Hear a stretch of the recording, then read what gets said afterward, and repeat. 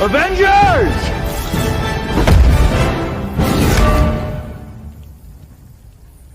Assemble.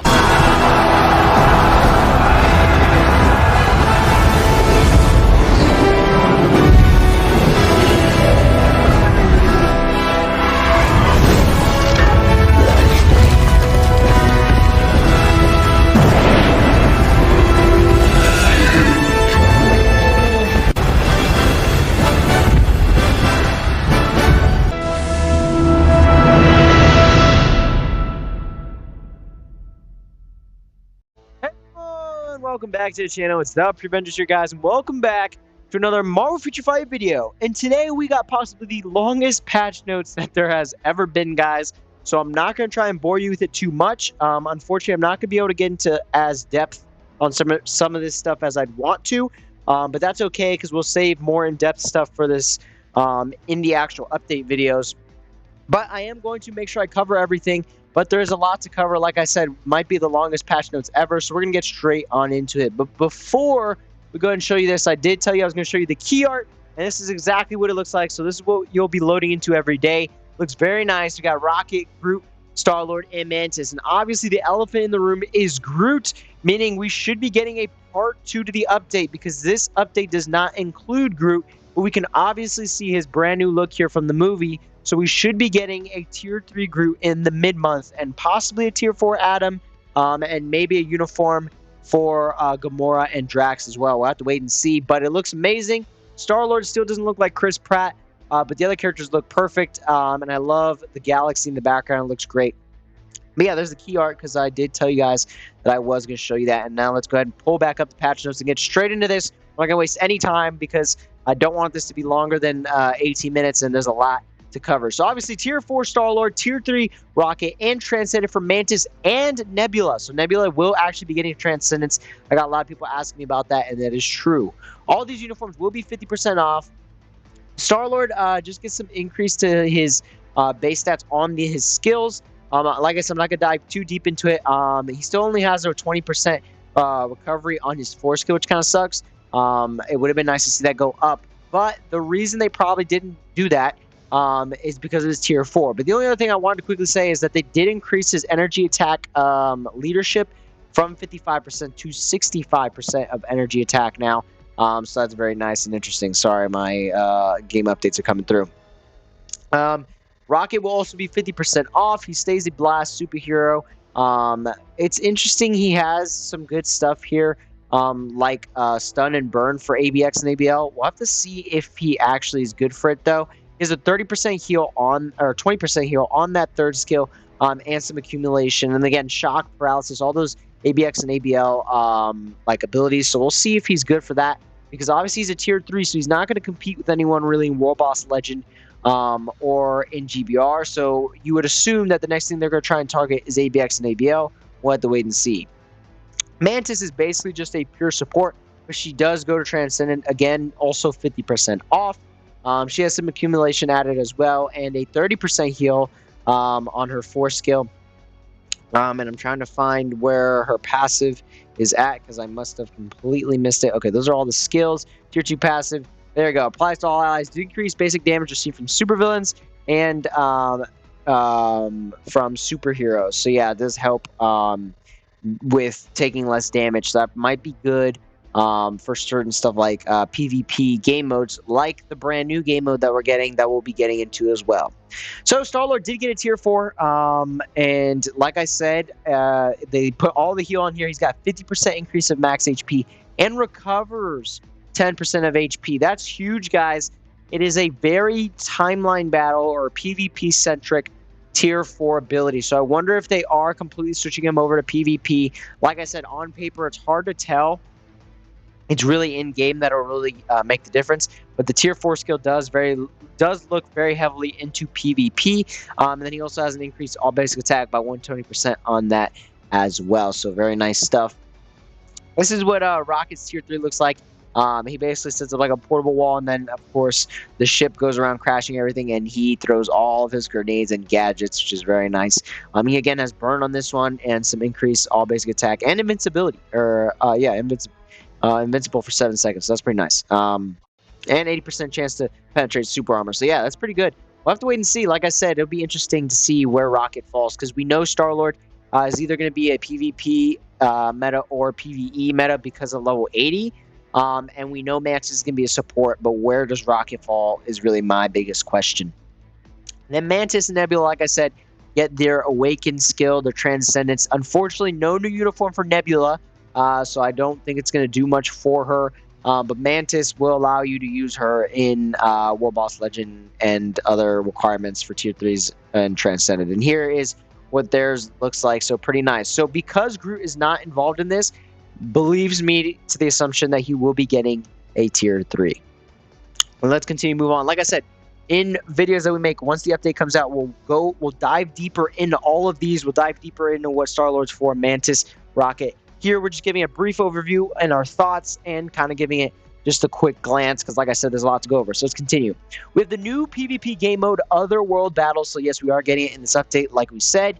It will have seasons, and it is very similar ranking style to Timeline Battle. You got Bronze, Silver, Gold, Platinum, Vibranium, and Challenger. And this is where it starts to get very interesting. I'm not going to read through everything, but I do suggest reading it on your own time because you do want to understand the game mode as much as possible. I'm definitely going to review over it a couple of times because you don't want to go in on the update and have zero idea what you're doing for this game mode. You want to have a decent idea, so reading through all of this is a good idea. But like I said, because of time constraints, I don't want to just sit here and read this to you guys and bore you too much. But basically, it's kind of similar to setting up your team in Multiverse, except it is these 5 right here. It's not one character and then a bunch of supports. It's the 5 characters that you throw right here is who's going to fight. And they'll each have certain like bonuses and whatnot, so you might want to pick certain characters to get those extra buffs and bonuses, which is pretty nice. But this is where it gets really interesting, and this is what has me probably the most hyped. So first of all, it's just showing you here where you can place them, all the different sections, and the different buffs you can acquire.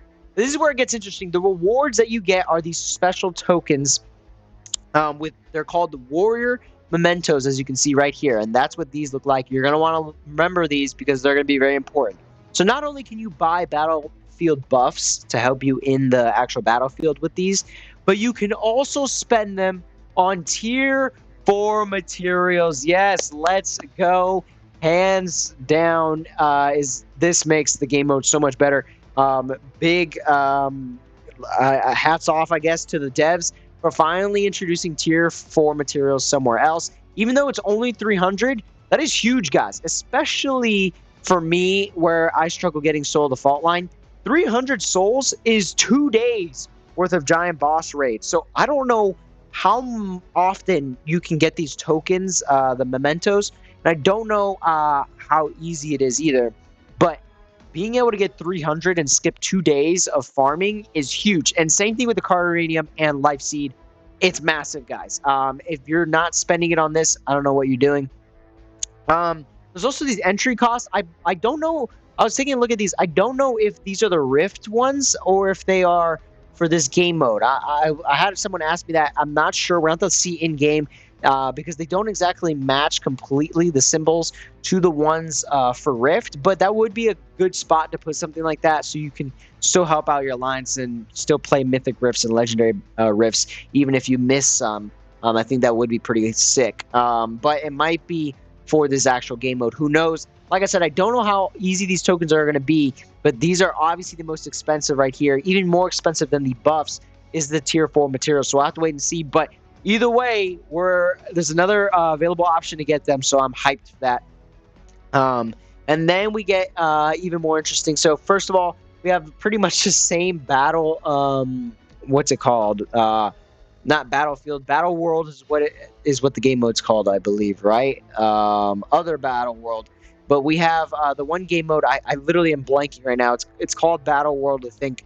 The event where it literally looks exactly the same like this. If you played it before, you know what I'm talking about. But that's what I kind of don't like is how this part's copy and paste. Everything else looks very unique. The arena and this setup here, but right here, it looks exactly like that other game mode. This is a little look at what it's going to look like. It's basically the same thing, though, fighting-wise. Like the computer's going to fight for you. You can't do anything. And you just have to set your team up to the best to succeed. And I'm not sure if you're fighting other people yet or not. Like I said, I'm gonna personally read through all this as well to make sure. But yeah, okay. So you are fighting other people here because it says search for opponent. But obviously, it's just the computer that plays. You're not actually manually playing against someone else. And so here we can see a victory in bronze where someone got 45 of the mementos. So if you only get 45 per fight, that's gonna take a while to get 7,000. But there are rank rewards that make things interesting. So in timeline battle, you can tank on purpose so you can get top 50 and get higher crystals. I would know because I personally do that. But in this game mode, it looks like you want to be getting higher ranks because weekly you'll be getting more tokens. As you can see here, from gold it's 1,300, from challenger it's 1,600. That's an extra 300. And if you're trying to save up to 7,000 to get tier 4 materials, you definitely want to be getting into challenger more than you want a gold. So that makes things very interesting. Then we also have these runes of unknown and mementos and sword of the unknown and element rune chests. Like I said, there's a lot to talk about. I'm not going to break down everything just in this video. We'll make a separate video for the game mode, of course, breaking everything down you need to know. But these are other rewards, the weekly rewards for every rank. So like I said, 900 at bronze, and you can get 2,200 for rank 1. Obviously, not everyone's going to get that. More realistic would be like Vibranium, 1,500. That's 600 more mementos, which is insane. The Sword of the Unknown is for the new growth system, and I believe the Rune of the Unknown is as well. And then the Elemental Rune Chest, I'm honestly not too sure what that is. I don't think they really show us what rewards are available out of that, but it is interesting. Then the seasonal rewards spice things up even more. So not only is there the weekly reset where you'll get these rewards, which the reset, I believe they do show here, and I'll tell you in a sec what day it is. But there's also seasonal rewards, which is basically every month, and you get these crystals for being in a rank as well. So not only do you get more mementos, which is big, you also get a frame, which I think you can put on your actual character icon, which would be kind of sick, so you can show off how far you've made it. You have obviously these other 3 rewards that you got as well, which we'll get into more. And then we also have a Radiant Element Rune Chest, which is interesting. Never seen that before. But if you get into Vibranium, let's say you get 200 extra crystals every month. That's pretty nice, along with more mementos. Here, if you're in Vibranium, honestly, in a month you get 3,600. 2 months, you got enough for tier 4 materials, not to mention what you'll be getting on a weekly basis here of 1,500. So yeah, you honestly, in a month, you could get 300 of the souls, which doesn't seem like a lot, but who knows, because you also get some from actually beating your opponent. And it looks like as you level up, you get more as well. So the math isn't perfect. We'll have to wait and see. But yeah, it does look very spicy and very interesting here. So there are also battle pass points, which is actually what gives you the level ups here. And there are different rewards. And we'll have to see, like I said, what these chests can contain. There's a lot of new items, so we're going to have to go over them, of course. And then increase pass level, you can pay for crystals. Don't do that. Please don't do that. You can also spend money on the pass to probably get more mementos and all this other good stuff. And then here, this shows you the normal battle pass rewards. You get 3,300 mementos. Like I said, you get the Sword of the Unknown, the Enchantment Rune Chest, and 600,000 gold. And this is what you would get if you did buy them. So this says Selector Element Enchantment Rune Otherworld. So yeah, this is actually for this game mode. So it looks like it's going to be almost the same as Dimension Rift, where there are these stones that you have to get to be able to actually enter. And I'm actually going to scroll back up here. Okay, I was checking right here to see enter battlefield if it would ask for those. It does not. But according to this is for the it says the Otherworld Battle Pass. So maybe not. It says Rune though, and it doesn't say that in game. So yeah, this has to be an entry cost for this game mode. We'll wait and see. Like I said, with the patch notes, it's always hard. It's always hit and miss. You don't really know exactly what's going on until you get into the game. You only have a general idea, and I think I might have just figured it out by looking at this. Yep, I just figured it out by looking back at this. So with the new growth system, the X swords, that's where you're going to use some of these materials like the runes and whatnot, and those colorful ones as well. So it's not an entry cost at all. Not what I was thinking. It is for the swords, so you can go ahead and get new effects and whatnot.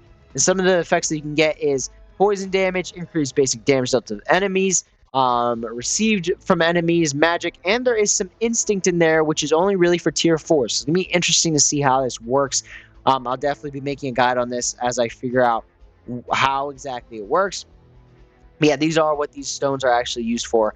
And the stats don't look crazy, like 3%, 10%. Doesn't look insane, so we'll have to wait and see how much it really affects your characters. But obviously, it is going to do something. So you want to make sure you get on top of it and know exactly what you're doing.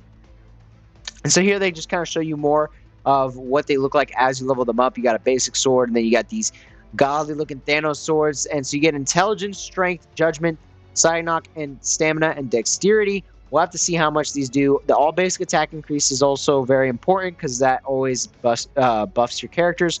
So getting that higher up is also going to be very nice. And so yeah, here are these stones that were not elemental strength, elemental intelligence, all the basic ones that we just talked about.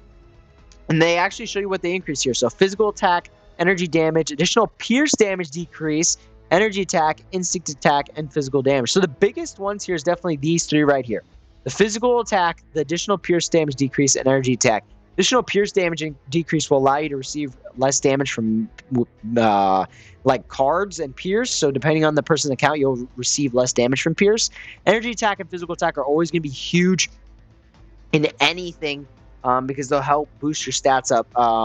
So yeah, that's actually really nice. The increased all basic attack, or all attack, sorry, will be really good for tier 4s. And they kind of show you here with the energy. So yeah, it is actually going to benefit a lot if you get this all the way up to 15%. It's additional 15% energy attack, which is very nice. And so yeah, you can dismantle swords and whatnot, very similar to other concepts we have, but just kind of intermixed. You can also change the options here. So you can get the rolled stats that you want. So yeah, there's going to be a lot to break down just in this game mode alone, but I'm not going to break it down all now. I just want to give you a quick overview. And we're going to start getting into the very last kind of final stuff here. We got this CTB of Insight being able to be reforged now, which is interesting because it hasn't been able to do before. And it will have some more max HP and whatnot and stats. But yeah, it's going to be able to go to Mighty and Brilliant now.